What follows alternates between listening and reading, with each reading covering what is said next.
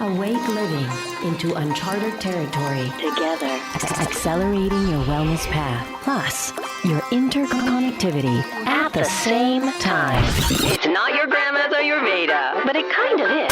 It's the Yoga Healer Real Life Show with Kate Stillman. Hello, it's Kate Stillman, and welcome back to the Yoga Healer Real Life Show. Today's guest is Sahara Rose, author of the best-selling Idiot's Guide to Ayurveda. Isn't that awesome? You can be an idiot and learn Ayurveda.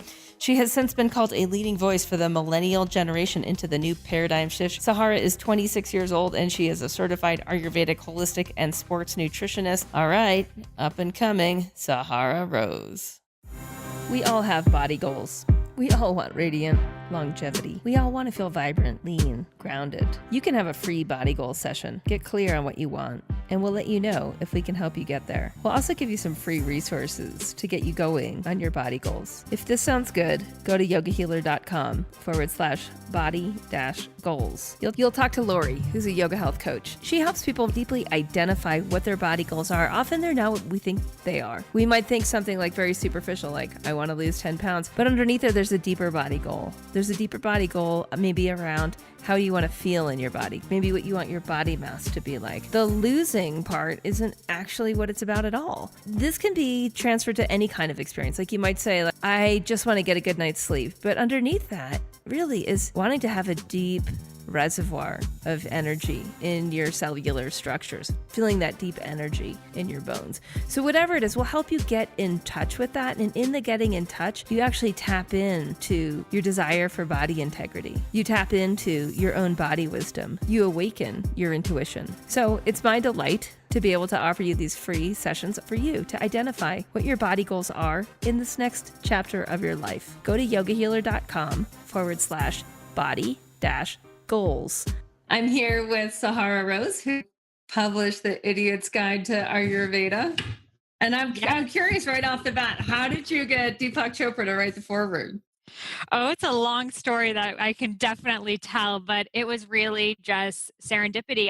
I met him at a yoga and science conference that at least 1,000 other people were. And he's someone that I've looked up to my whole life, just as so many other people have. And just something came through me, like, this is your time to just go up to him and talk to him. So I literally walked through a crowd of 1,000 people. I walked on stage where he was after he was done. I didn't even know he was going to be there. And I just introduced myself and I told him about my book. It hadn't yet been published, and told him just Perfect Health was the first book that I ever read about Ayurveda and what an influence he's been, and that I just wanted to send him the book. So I sent him the PDF and he loved it, and he ended up writing the cover quote, and then soon after the foreword, and then soon after we, started doing a lot of work together. He has a social media app called Jayo. So we did a 31-day challenge, an Ayurveda Mind Body Transformation Challenge on Jayo, and he's just been so supportive, and it's like literally been the biggest blessing of my life. Wow, that's fantastic. Does it feel like I guess in a way that like dharmas coincides to connect with the younger generation, and you're like right place, right time? Absolutely. There's no other way it could have happened. And I did a very long podcast episode. I have a podcast which I have to interview you for, but about how as it was going on, like it all happened so fast. And just as he talks about in all of his books, when you're in flow, when you're in kriya, things start moving really fast. And I remember I was in New York, and New York is a really stressful city, and I don't really like it there. And I was crossing the street, and I was like just really in a rush, and I was like eating while walking, which is something like I do not normally do. And this old man, I just heard an old man as I was crossing the street being like, can someone help me cross the street? Normally, I mean, most people would have ignored him, but a voice came in me like, okay, if you're saying you're all Ayurvedic, like, go help this guy cross the street. So I jolt backwards and I helped this man, and he looked like he was probably homeless. He had a lot of bags in his hand. So he grabs my arm and we go across the street together, and I start talking to him, and he tells me he was an immigrant from Iraq, and we start talking, and he's like, actually, can you take me to the subway and put me in the subway? So I was like, okay, forget about my appointments. I'm just going to help this guy now. And I find out that he actually had 2 sons. One was a doctor, one was a lawyer. They lived in Los Angeles where I live, and all of these amazing amazing things I would have never guessed about him. And my parents were immigrants from Iran that fled during the Iranian Revolution, so just a lot of parallels. And I put him in the subway, and he lets go of my hand, and I'm like, "By the way, where are you going?" He's like, "Oh, I'm a professor of physics." And I remember thinking like, "Wow, I would have never guessed." And then right when I checked my phone, Deepak had written me the foreword, who's like a physicist, and I truly believe that that was God or the universe testing me, saying, would you respect a guru as much when he comes in the form of a homeless man as you do when he comes in the form of an esteemed author? And the fact that I said yes is what allowed it to happen. Hmm. So In the book, what were some of your ahas in terms of writing the Idiot's Guide? I'm curious. Because in the process of writing, we often have there's a digestive component to writing and editing and rewriting and re-editing. for sure. The biggest thing I think coming into it was I had a 2-month deadline to write the whole thing. So the first book that I wrote about Ayurveda was called Eat Right for Your Mind, Body Type, and it was infusing Ayurveda with sports nutrition, which is what I studied at Boston University. And this book, I had a 2-month deadline, so I couldn't just like think about it and let things channel through. I was like, I had to go. I had to really work up my pitta, which is the dosha I'm probably the least naturally. So just showing the beauty of scheduling, the beauty of having a deadline, how it can actually really allow your creativity to come through. Because I always thought like, oh, if you're really scheduled, you can't tap into that side. And I still was able to really put everything in there. And I think having that deadline made it come so much faster than it normally would have. Yeah. Yeah. And in terms of the content, in terms of when we're writing, we're usually putting things together in different ways.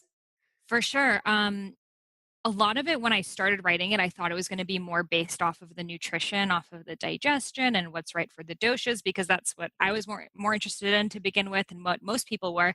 But as I was writing it, I realized, just these foods that you're eating and stuff, really what it has to do with is how you think. And if your thoughts are still toxic, it doesn't even matter what you're eating. So really my favorite chapter of it is the last chapter when I talk more about the spiritual components of Ayurveda. And now that's really where my heart is, because it's like we're doing all of these physical practices so we can prepare ourselves for the true yoga.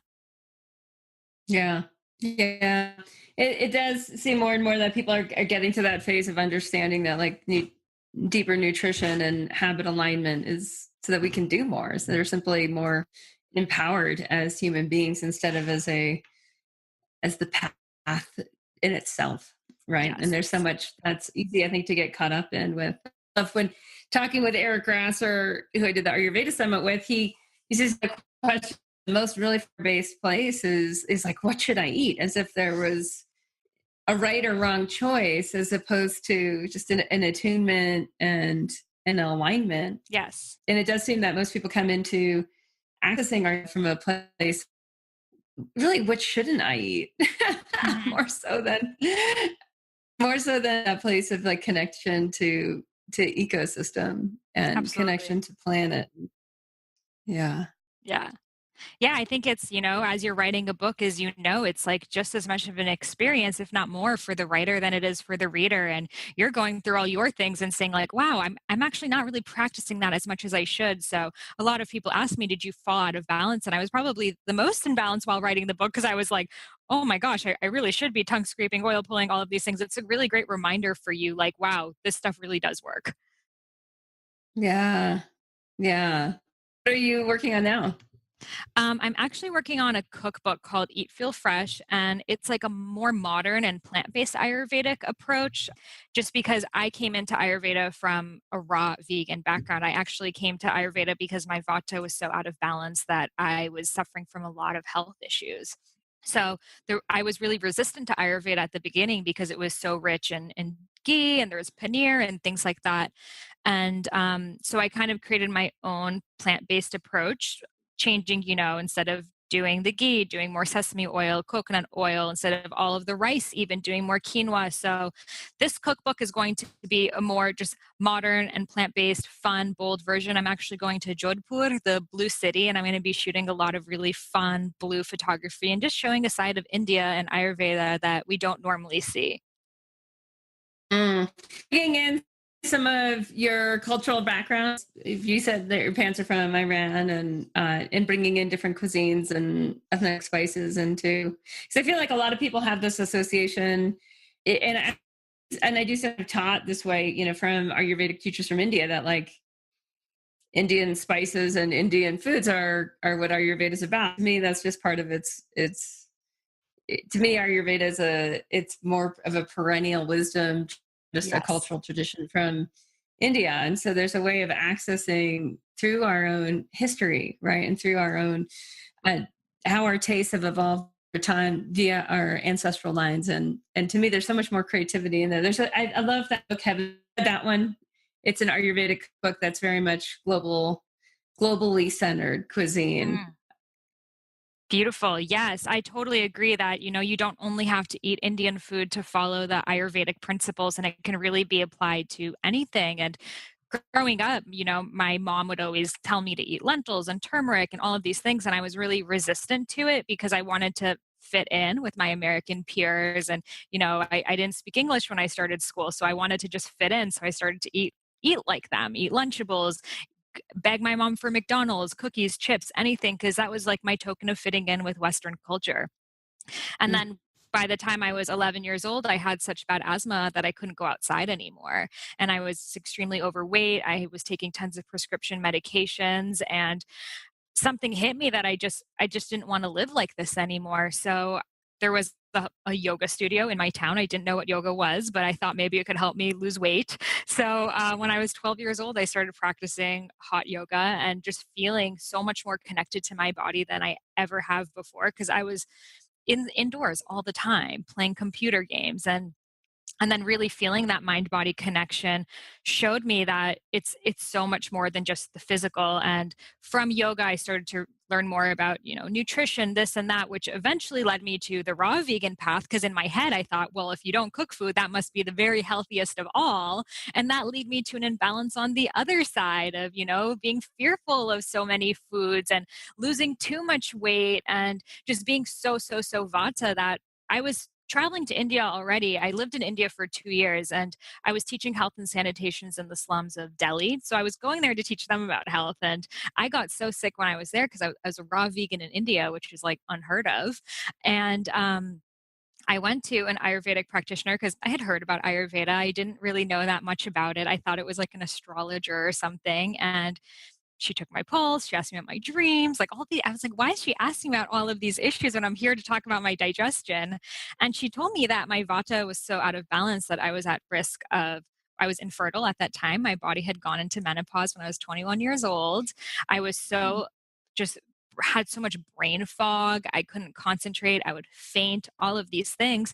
And I thought something's wrong with me. I must have a parasite, this, that, never thinking that these foods I was eating because I thought they were so healthy were actually causing my imbalance.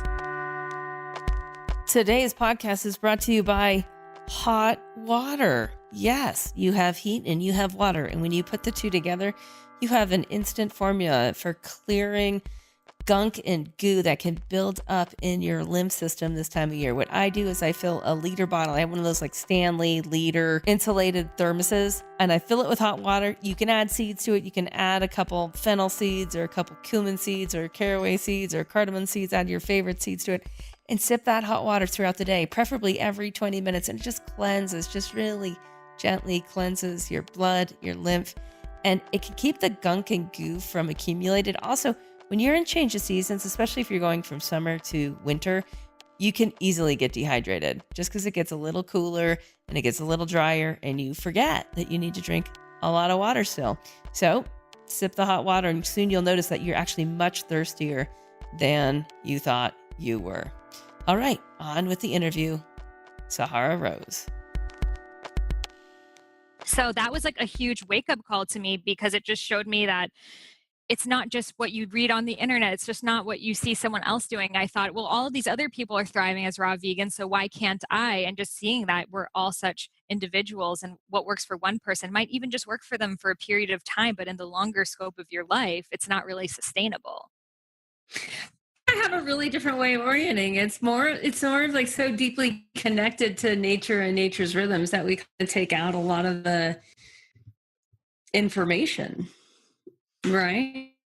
Instead of, because to me, that's really where our Ayurveda originated. And it's where, as someone who's really desiring deeper thrive, it's so much more about connectivity than, are you eating your food raw or cooked or fermented or, I mean, in whichever way or form. It's like so much more. If we're attuned to ecosystem, we're attuned to the seasons, we're attuned to what's growing, what's alive, we're attuned to our desire, because now we're in direct relationship, instead of told me to do this, right?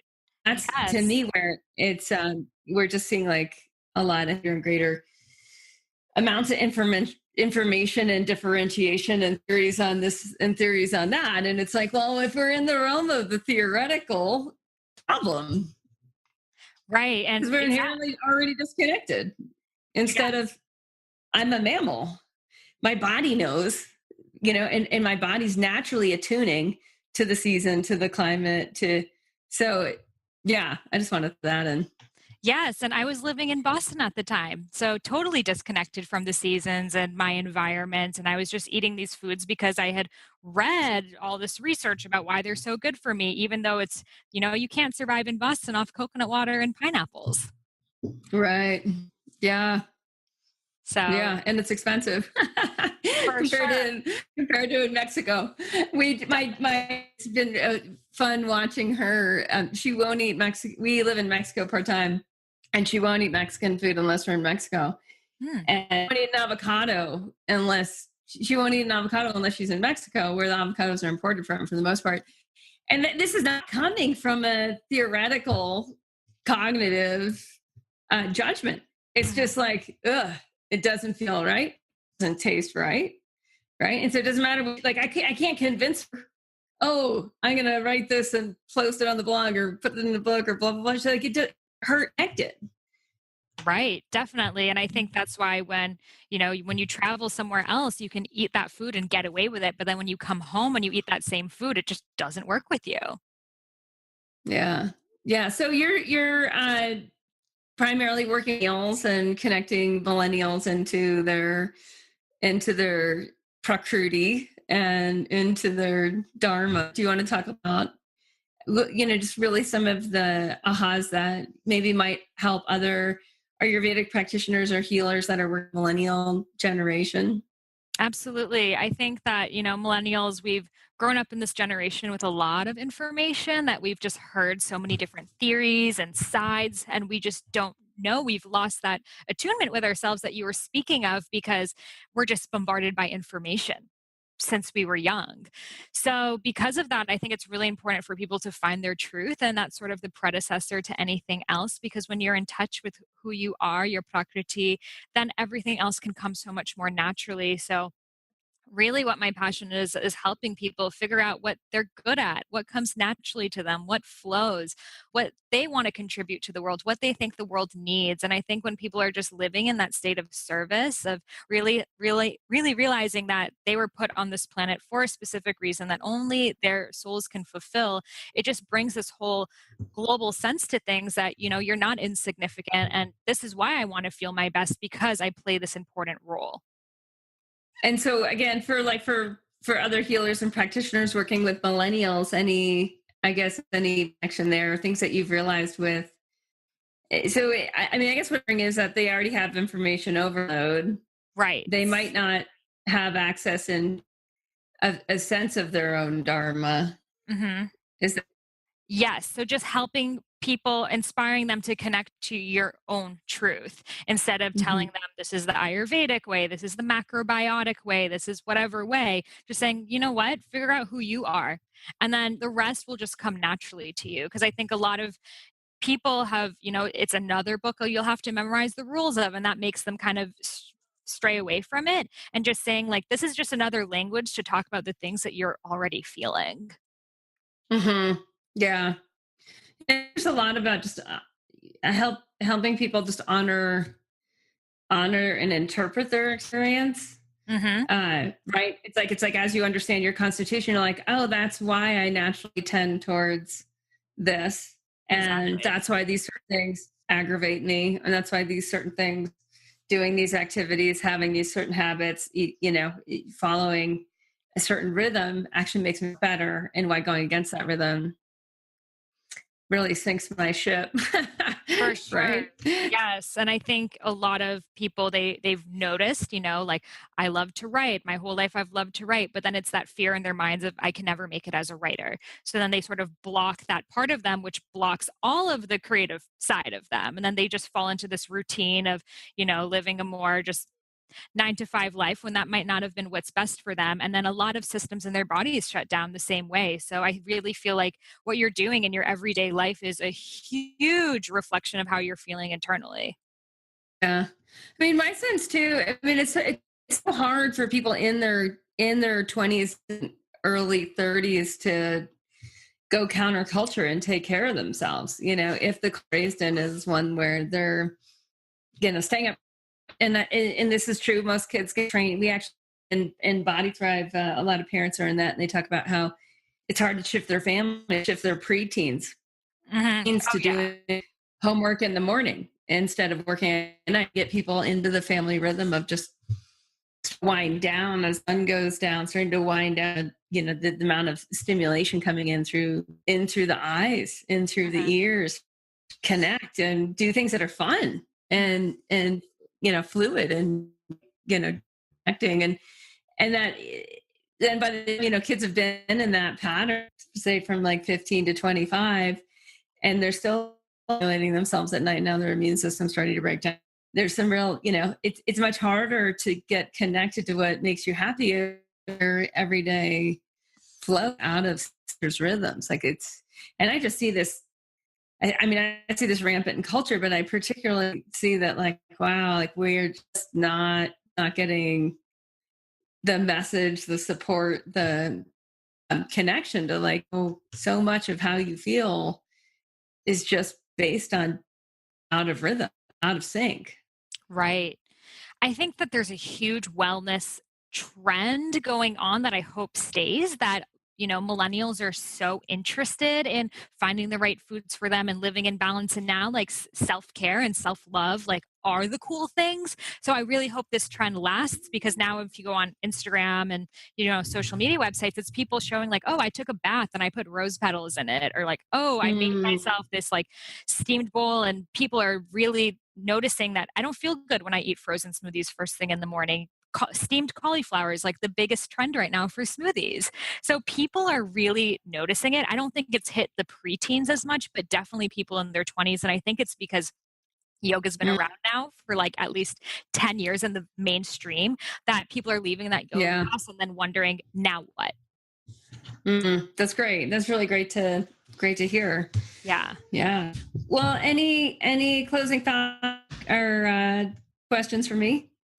Just for anyone listening, it just doesn't matter how old you are, what experience you think you have, just start somewhere and you'll learn along the way. I feel like when I first started learning about Ayurveda about 5 years ago, I never ever thought I'd write a book about it. It was just for my own healing process. And I think every healer needed the healing themselves. Otherwise, you wouldn't be interested in it. So just start somewhere and you'll learn along the way. You'll find your niche, and your niche may always be changing, but don't feel like you have to be a doctor, be this, be that. Because I know the voices in my head always told me, especially because having immigrant parents, you have to be a doctor before you can talk about something. And just seeing that, we're living in this new time that anyone can be what they want to be as long as they really step up to it and follow through.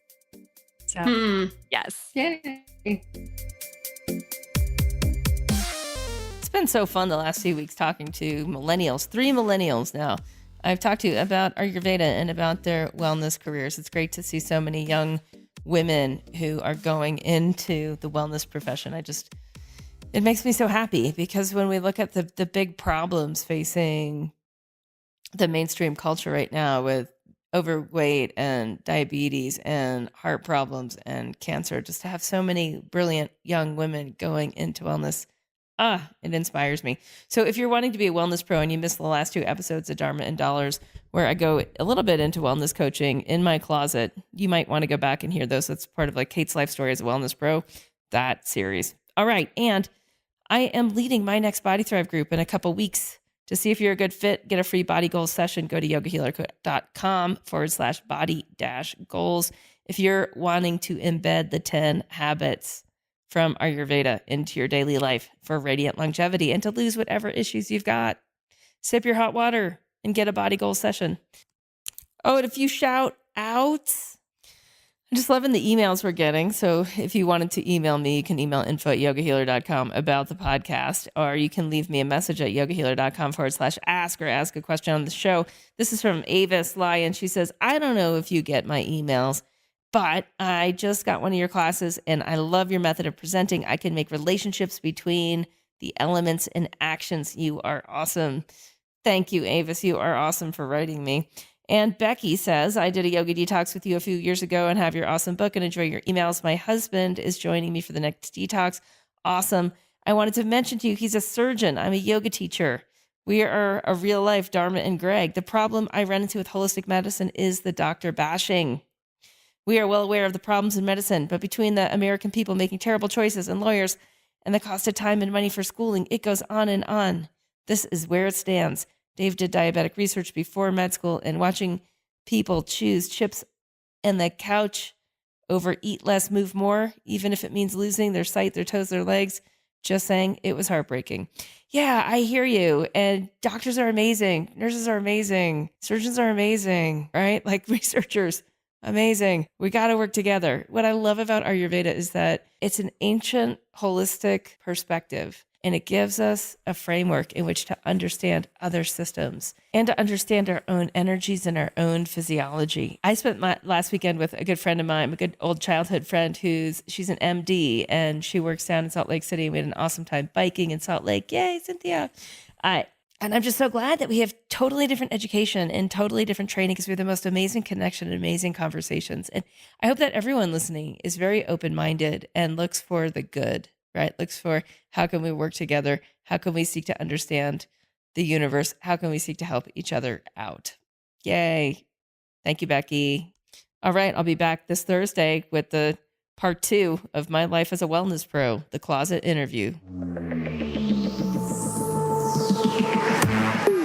Yoga Healer Real Life Show with Kate Stillman. Yoga Healer.